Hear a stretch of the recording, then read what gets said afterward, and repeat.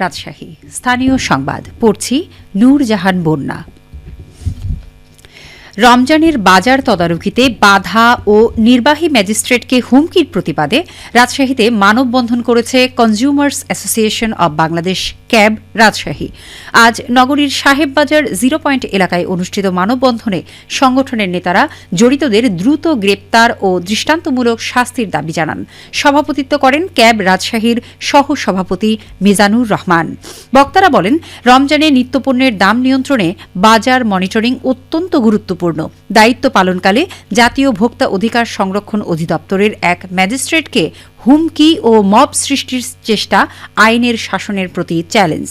তারা বাজার তদারকিতে প্রশাসনিক নিরাপত্তা জোরদার, নিয়মিত ভ্রাম্যমাণ আদালত পরিচালনা এবং ভবিষ্যতে এ ধরনের ঘটনার পুনরাবৃত্তি ঠেকাতে কার্যকর পদক্ষেপ নেওয়ার দাবি জানান।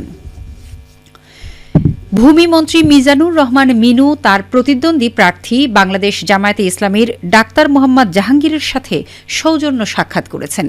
গতকাল নগরীর কাদিরগঞ্জে অবস্থিত ডাক্তার জাহাঙ্গীরের বাসভবনে তিনি সাক্ষাৎ করতে যান।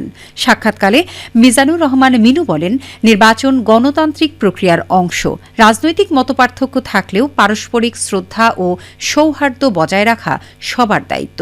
তিনি রাজশাহীর উন্নয়ন ও শান্তিপূর্ণ পরিবেশ ধরে রাখতে সকলের সম্মিলিত সহযোগিতা কামনা করেন। এ সময় ডাক্তার জাহাঙ্গীর বলেন, আগামীর রাজশাহী গড়তে সকলকে ঐক্যবদ্ধভাবে কাজ করতে হবে।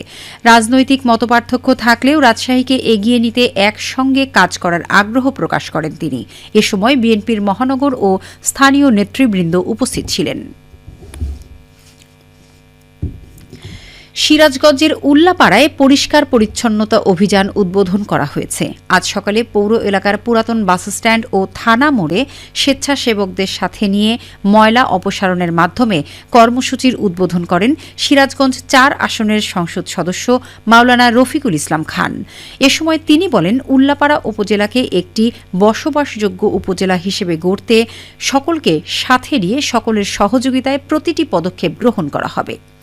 আজ থেকে শুরু হওয়া এই পরিচ্ছন্নতা অভিযান উপজেলার প্রত্যেকটি গ্রাম, হাটবাজার, শিক্ষা প্রতিষ্ঠানে পরিচালিত হবে। রাজশাহী জেলায় চলতি মৌসুমে 14,900 হেক্টর জমিতে সবজি উৎপাদনের লক্ষ্যমাত্রা ধরা হয়েছে 4,71,150 মেট্রিক টন।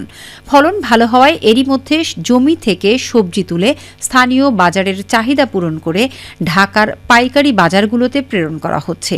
কৃষকদের উৎসাহিত করতে কৃষি বিভাগ প্রণোদনা হিসেবে 6,160 জন কৃষকের প্রত্যেকের 20 শতক জমির জন্য বীজ ও সার প্রদান করেছে।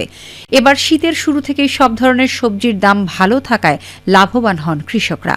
সাম্প্রতিক বছরগুলোতে চাহিদা ও ভালো দাম থাকায় কৃষকদের মাঝে শীতকালীন সবজি উৎপাদনে আগ্রহ বেড়েছে। রাজশাহী জেলা কৃষি সম্প্রসারণ অধিদপ্তরের উপপরিচালক মোহাম্মদ নাসির উদ্দিন জানান, কৃষকরা এখন জানে শীতকালীন সবজি যত দ্রুত বাজারে আনা যাবে তত বেশি দাম পাওয়া যাবে। এখন শিম, কপির মতো সবজিগুলো তারা বছরে 2 থেকে 3 বার উৎপাদন করছে।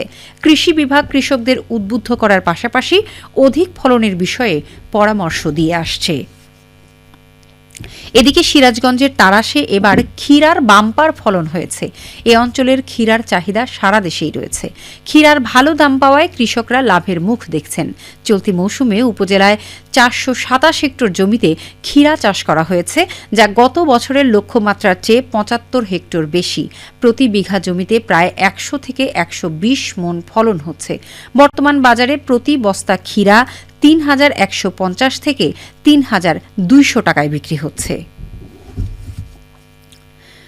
খেলার খবর, ক্রিকেট। 44তম জাতীয় ক্রিকেট চ্যাম্পিয়নশিপে অংশগ্রহণের জন্য নাটোর জেলা দল গঠন করা হয়েছে। আগামীকাল ঠাকুরগাঁও ভেন্যুতে অনুষ্ঠিতব্য আঞ্চলিক প্রতিযোগিতায় নাটোর জেলা দল অংশগ্রহণ করতে যাচ্ছে।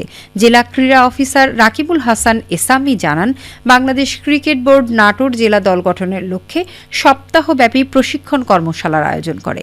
কর্মশালায় অংশগ্রহণকারী 24 জন খেলোয়াড়ের মধ্য থেকে 14 সদস্যের নাটোর জেলা দল গঠন করা হয়েছে।